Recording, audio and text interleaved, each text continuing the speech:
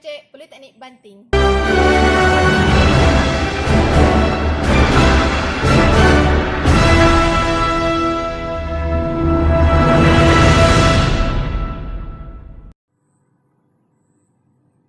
Kami mendapat idea untuk membuat projek ini daripada kes kebakaran yang kerap berlaku sejak kebelakangan ini disebabkan oleh kebocoran gas, terutamanya di kawasan perumahan dan restoran.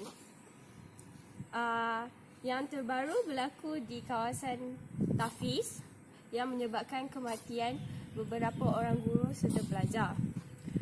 Oleh itu, saksikan bingkisan perjalanan projek kami.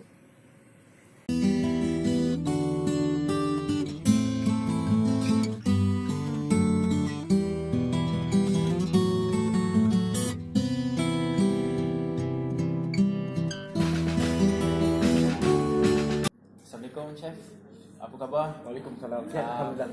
Pertama sekali saya ingin mengucapkan terima kasih kepada Chef lah kerana dapat meluangkan masa serta dapat bersama kami. So sebelum saya pergi lebih jauh lagi, saya nak tanya Chef lah, apa experience Chef ketika dalam masa pengalaman Chef berada di dapur? Okay. Terima kasih kepada soalan yang ditujukan. Experience saya tak banyak. Saya experience dalam bidang masakan ni bermula di dapur masakan Melayu dan Barat di Oman selama 3 tahun. Okey, kita terus ke masuk pada soalannya. Okey Chef, apa yang menyebabkan berlakunya kebakaran terutama di dapur masakan? Yang mengakibatkan berlakunya kebakaran banyak. Pertama, berlakunya litar pintas selalunya. Tapi lebih kepada spesifik, bila berada di dapur ni, terutamanya kita lebih terdedah kepada kebocoran gas. Dan saya juga ada pengalaman mengenai kebocoran gas di dapur. Okey, saya rasa itu sajalah. Terima kasih Chef. Okey, sama-sama.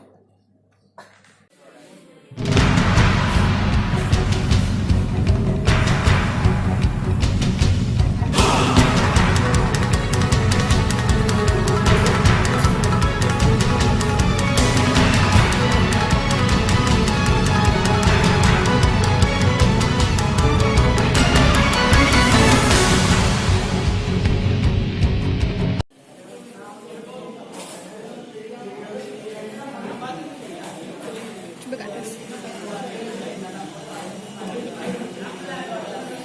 Dengar? Dia buka lah.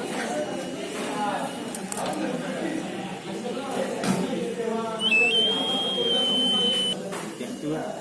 Banyak ke mesti yang sampai?